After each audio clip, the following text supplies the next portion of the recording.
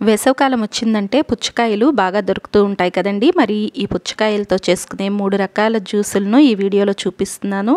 ఇవి చేయటం చాలా సులభంగా ఉంటుంది, రుచి కూడా చాలా బాగుంటుంది. దాదాపుగా అన్నీ కూడా మనం ఇంట్లో ఉండే వాటితోనే ఈ 3 రకాల జ్యూసులను చేస్తున్నాము.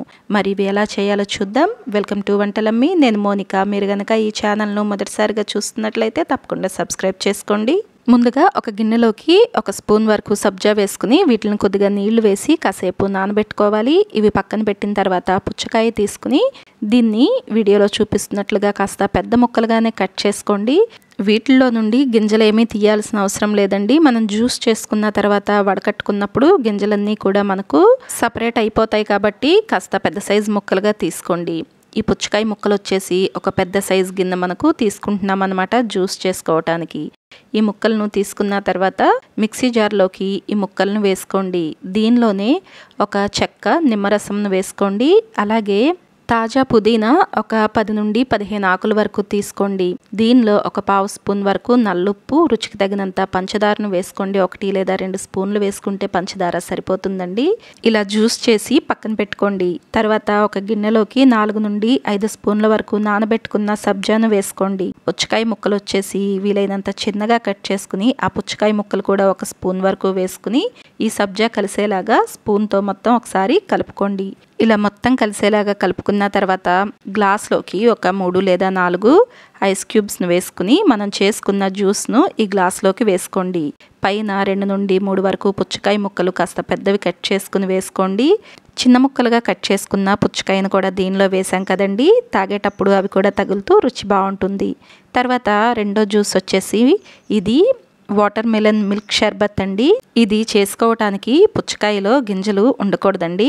ఈ గింజలన్నీ కూడా మీరు తీసేయండి. తర్వాత వీడియోలో చూపిస్తున్నట్లుగా చాకుతో పుచ్చకాయను ఇలా నిలువుగా అడ్డంగా దగ్గరగా కూడా ఇలా లైన్స్ లాగా కట్ చేయండి. ఇలా నిలువుగా అడ్డంగా కట్ చేసిన తర్వాత చాకుతో ఇలా పొరలుగా కట్ చేస్తూ ఉంటే దీనిలో నుండి మనకు చిన్న ముక్కలుగా విడిపడి వస్తూ ఉంటాయి అన్నమాట. వీడియోలో చూపిస్తున్నట్లుగా మనకు ఇంత చిన్న ముక్కలుగా రావాలండి. ఇలా మొత్తాన్ని కూడా కట్ చేసుకుని గింజలు ఏమైనా ఉంటే తీసేయండి. తర్వాత ముందుగానే నానబెట్టుకున్న 1 స్పూన్ వరకు సబ్జాను కూడా దీనిలోకి వేసుకోండి.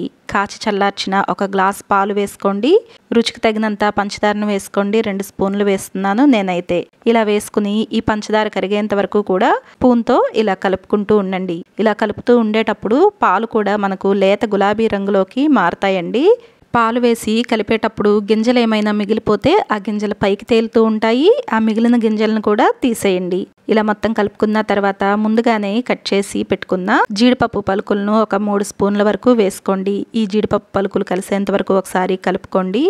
ఈ జీడిపప్పు పలుకులు మనం మిల్క్ షర్బత్ తాగేటప్పుడు మధ్యలో తగులుతూ చాలా రుచిగా ఉంటుందండి.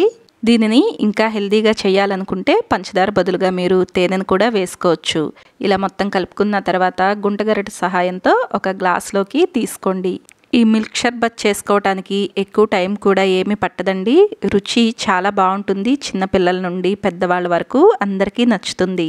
పిల్లలైతే ఇంకా చాలా ఇష్టపడతారు ఈ మిల్క్ షర్బత్ను. ఇలా పుచ్చకాయతో మిల్క్ షర్బత్ను మీరు చేసుకుని ఉదయమైనా సాయంత్రమైనా ఏ టైంలో అయినా తాగొచ్చు. ఎప్పుడు తాగినా కూడా ఇది కడుపు నిండుగా అనిపిస్తుంది. దీన్ని ఒకసారి చేస్తే ఇంట్లో మళ్ళీ కావాలని అడుగుతారు. అంత బాగుంటుంది ఈ మిల్క్ షర్బత్. తర్వాత మూడో జ్యూస్ వచ్చేటప్పటికి మిక్సీ జార్లోకి ఒక పెద్ద కప్పు పెద్ద ముక్కలుగా కట్ చేసుకున్న పుచ్చకాయను తీసుకోండి. అలాగే చిన్న ముక్క అల్లం, ఒక 10 నుండి 15 వరకు పుదీనా, 2 స్పూన్లు పంచదార వేసి జ్యూస్ లాగా చేసుకోండి. తర్వాత గ్లాస్లోకి ఐస్ క్యూబ్స్తో పాటు కొద్దిగా పుచ్చకాయ ముక్కలు కూడా వేసుకుని జ్యూస్ని సర్వ్ చేసుకోండి. వీడియోలో చెప్తున్న ఈ 3 జ్యూసులు కూడా చేయటానికి చాలా సులభంగా ఉంటుంది. ఎక్కువ టైం కూడా పట్టదండి. 5 నిమిషాల్లోపే రెడీ అయిపోతాయి ఈ జ్యూస్లు. మరి వీడియోలో చెప్పిన రెసిపీస్ అన్నీ నచ్చితే వీడియోని లైక్ చేయండి. మీకు ఎలా అనిపించిందో కమెంట్ చేయండి. వంటలమ్మి ఛానల్ను సబ్స్క్రైబ్ చేసుకోండి. వీడియోని షేర్ చేయండి.